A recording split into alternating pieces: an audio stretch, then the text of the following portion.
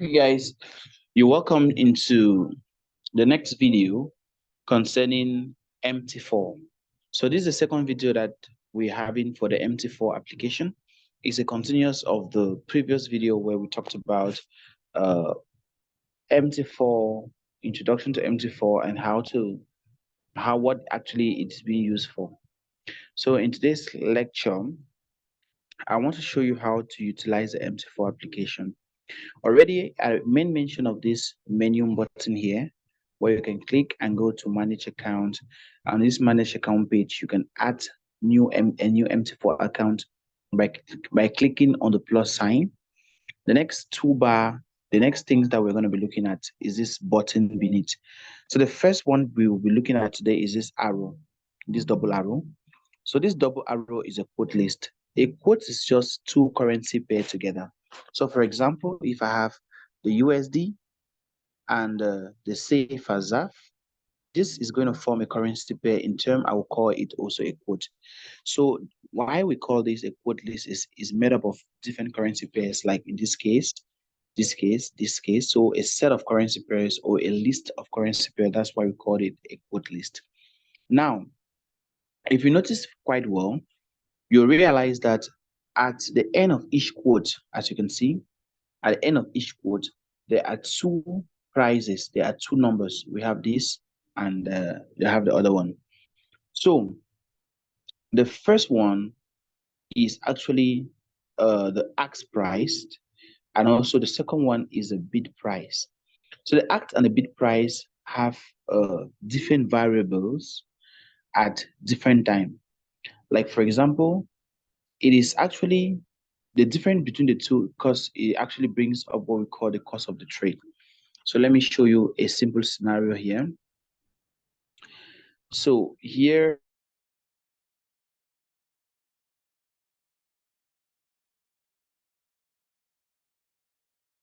for example, we have this, we have 1.6 and 1.2732 to the is just the 32, 31 and 32 written in tick.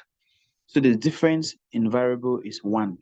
So the cost of trading this pair is measured in pips. So we can say the spread is 1 pips. So the difference between the ask and the bid price automatically give us the spread.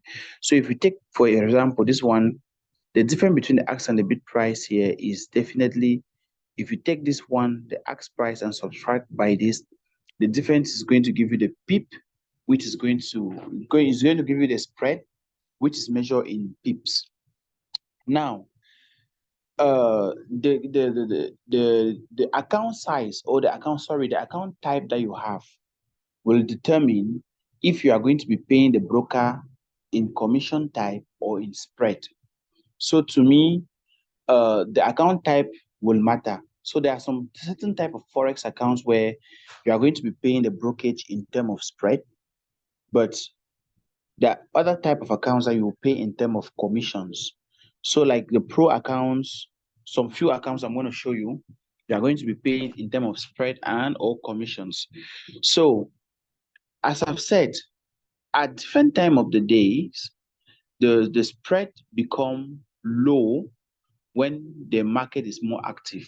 So when more people are trading, the spread is low, the cost of you to trade is lower. So the next icon here is a chart icon. So if I click on this next icon down here, it gives us a forex chart with candlesticks of the pair that probably we are trading. So it gives us the candlesticks, which we can read it to understand where price is going to and all of that.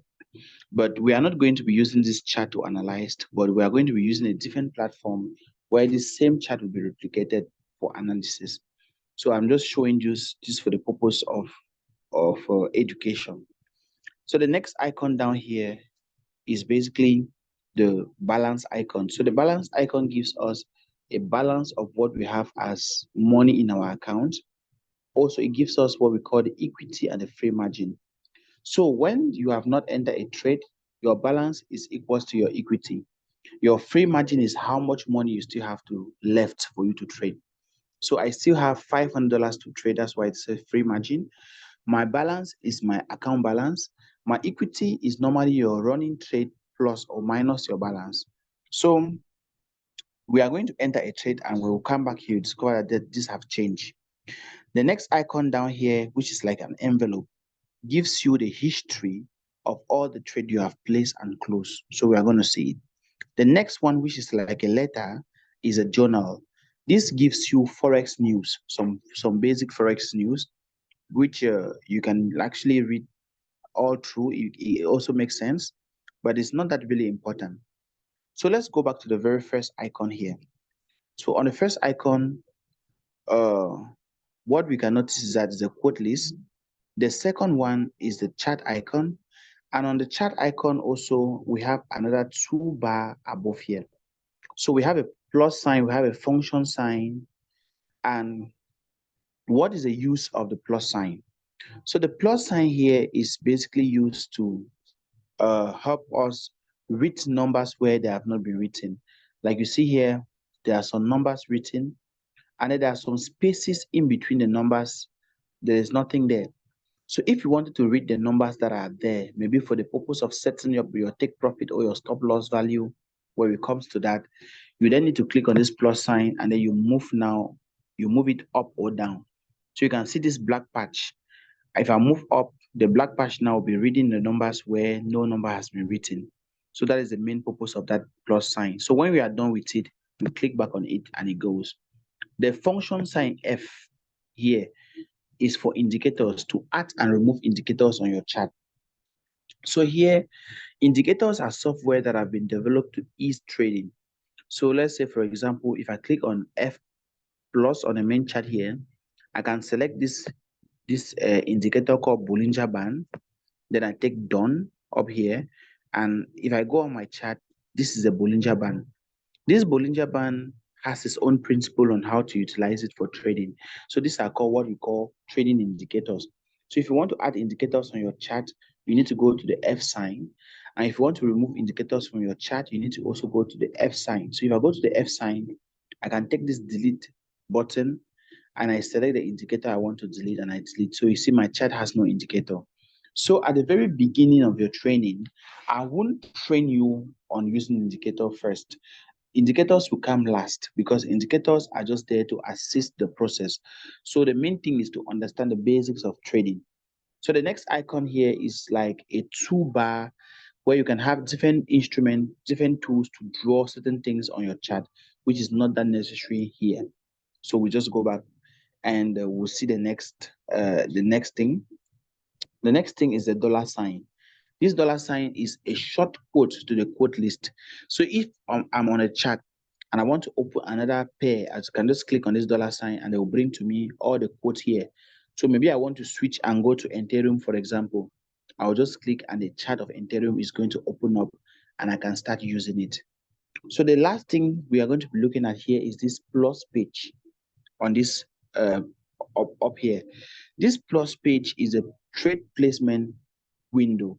This is basically where we go now to place trade, close trade, and all of that.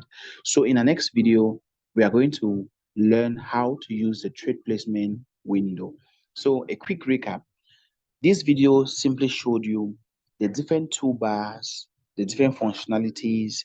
The first one talked about the quote list. Second one, which was here, talked about the chart, the chart icon. This other one talked about the balance icon where it shows your balance. And then this other one talked about the history, trade history. If you want to see all the trade you traded that day and screenshot and send to someone, you click on that icon. And so if you go back to the chart icon, we also talked about this plus sign, which is used to view numbers where numbers have not been written. We talked about the function sign, which is used to add and remove indicators on your chart. And we also talked about this, which is a tool list.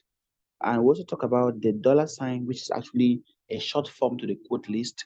And lastly, this plus page, which is used to place trade. So in the next video, we are going to focus basically on the plus page using that we can use to place trade. So I hope that if you've not understood anything, please go back and rewatch the video again and again until you understand before you move to the next page. So let's go. See you in the next video.